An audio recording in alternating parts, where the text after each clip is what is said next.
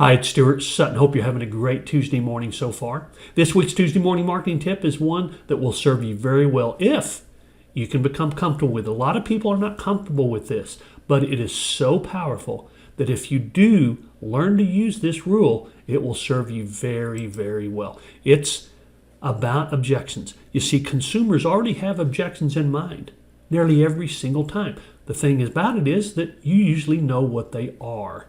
So, the law of objections says very specifically that you should bring up the objection and then resolve it up front. Now notice it doesn't say resolve the objection. It says bring it up and then resolve it. And that's extremely important. So how do you do that? Well, you look for opportunities. You look for opportunities during whatever interactions you're having, whatever presentation you're making, and you bring the objection up and give the solution for it. Now, when I'm on a listing presentation, I know there are a handful of objections. I typically bring those up as I'm making my listing presentation and resolve those so that it never becomes an issue or a factor. One of my personal favorites is, bottom line is there are a lot of teams out there that sell a lot of homes and do huge production.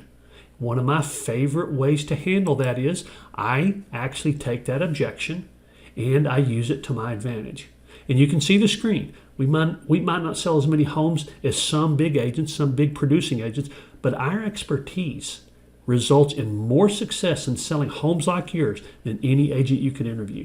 So we're basically going to say, yeah, there's agents that sell more homes. There's agents that do a lot of production.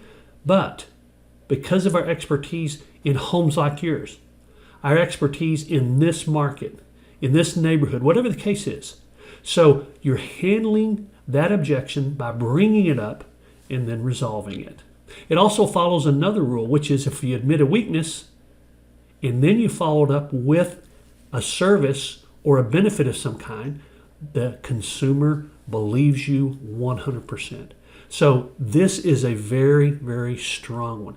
Bring up the objection and resolve it. That way it's not on their mind. They're not worried about it. They're not concerned about it. Another one is I may not have as many years experience as some agents, but my expertise and methods for selling homes like yours is so proven and so effective that it's more successful than even experienced agents. I mean, you can read that. I didn't read it word for word, of course, but if you're not as experienced as some other agents, this is a very good objection to bring up. There's no doubt about it. I hope that makes sense. So don't avoid the objection. Address it and resolve it.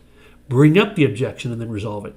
Don't just resolve it. I hope that makes sense. So here's actually, I'm making that point. You're wasting your time resolving objections unless you actually raise the objection first, letting the consumers know that you are aware of it.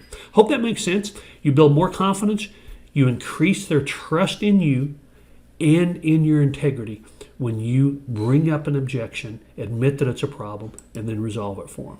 And I say this, I have been saying it for quite some time now. I've been with eXp for well over a year, and I do make more for doing nothing more. What does that mean? Well, I do the same things I used to do at my previous brokers, but now I have a nice stock account. I have residual checks coming in. It's really an incredible opportunity.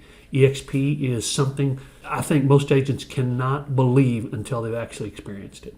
If I can help in any way, of course, let me know. I'm honored to be associated with two of the finest trainers and coaches in America today, Rand Smith and Knolly Williams. If I can help in any way, let me know. Remember, it's your choice, so make it a powerful day. Bye-bye.